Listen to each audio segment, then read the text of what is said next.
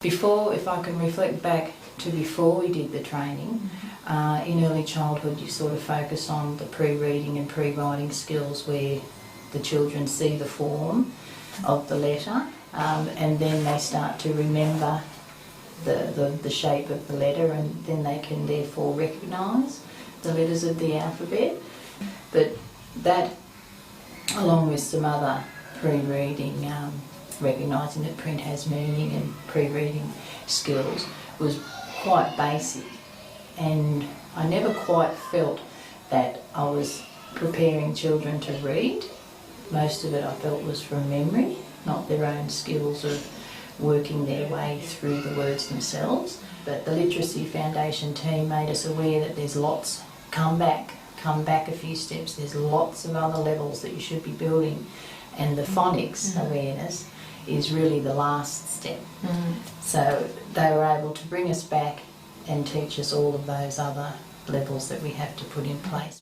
I guess what it's meant for us in the centre when we're looking at programming is that we're more conscientious now about introducing the letters and their sounds to the children. We actually program for it now in the centre, so when we do our group times it's very precise about language for children, about this is the letter A and it has 3 sounds and we say the sound, so you need to listen, say it. And what this project has given us permission to do as a small centre and as a part of this project is given us permission to start doing the sounds and the alphabet more in depth than what we used to do. I guess that's probably one of the main things is that Lottie and the other groups have made the groups even smaller still than what we did have before, so that it's more intensive.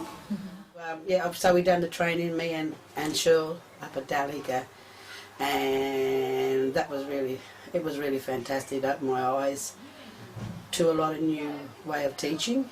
As I said, they've just taught me to word things in other different ways that the children might understand from their culture, like what doesn't belong.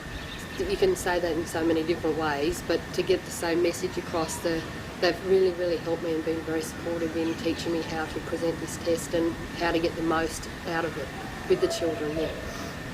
I guess the most important thing is that we had to start slowing down our language and our speaking to children. And what we found is that children were starting to actually get the words a lot clearer, and they were repeating them back to us more succinct than what they had been before.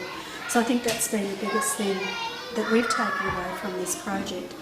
The other thing that we've taken away is the baby phoneme cards, which are just brilliant. Last year after we did the training, we took it back to the centre and we introduced it straight away. And within 3 to 4 weeks, we actually had a child introducing the cards to a whole group of children. And this little girl actually got up and ran the class and introduced the cards and said, you need to listen with your ears and speak with your mouth. So she did all that stuff, So it immediately had an impact on our children. We all feel that now we're preparing kids for reading properly, where we did well before. I'm not underestimating what we used to do, and what most people are still doing, but I'm now aware that we can do better. Reading a book anymore isn't just reading a book. We pronounce the beginning sounds, the end sounds, and the children are starting to pick up that. We've learnt from this program to read slower, because I noticed before we'd just read a book and the children weren't really understanding what we were saying, so we've learned to read slower, pronunciate words better, and I've found the children's English and their speaking, their vocabulary is picked up just from us slowing down and pronouncing words. You tell him, your class, I'm going to eat you. Oh, what does the middle bit of the goat say? Don't eat.